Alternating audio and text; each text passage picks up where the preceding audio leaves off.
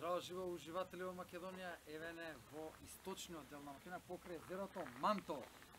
Во Радовишко одиме кон Конче, каде што има една многу стара и чудотворна црква која што имала две различни имења, за која пишувал и Марко Цепенков и од каде што има една чудотворна икона. Сега сме на вики експедиција во општина Конче во Радовишко, еве го езерото Мантово, во друга прилика ќе се пањаме во него. Да не губиме многу време, одиме да уживаме во Македонија. Здраво живо уживатели во Македонија, еве не на црквата Свети Илија над селото Лубница на падините на Серта или Конечка планина. Ова долу е долината на Лакавица или Лакавичкото поле, односно реката Крива Лакавица која извира од Долни Липовиќи и се бива во Брегалница. Оно му езерото Мантово од каде што дојдовме со селото Габревци. Ова е плодната весела долина на Лакавица, Крива Лакавица, за која што пишал многу и Ѓорче Петров, чии податоци ќе ги читате во статиите на Википедија. А ова е в планината Серта или Конечка, која што ги дели Радовишко и Повардарието во Неготинско. Одиме кон чудотворната црква во Конче и да истражуваме за Википедија од нашата прекрасна Македонија. Уживајте во Македонија!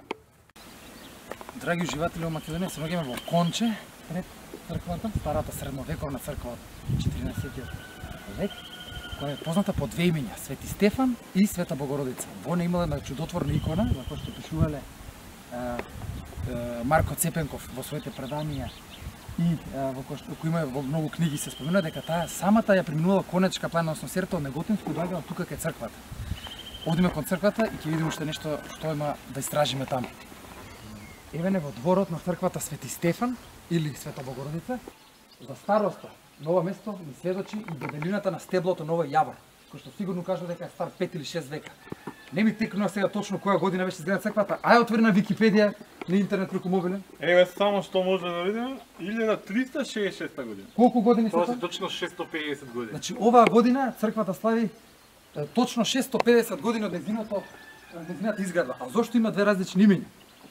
Оваа црква била изградена од деспотот Ѓураќ Бранковиќ како завештание, мавзолеј за неговата ќерка.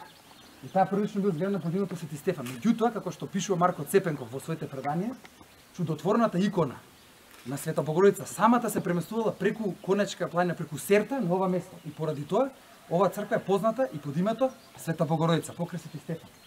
Зад неа е старата кула, која што ќе видите и на слики на Википедија, кај што ќе може да читате за ова место, која што сведочи дека е било многу значајно место. Ова е црквата во Конче, доста стара, доста убава. Ние одиме истражуваме, зашто ќе читате на Википедија. Одиме низ Радовишко, а вие уживајте во Македонија.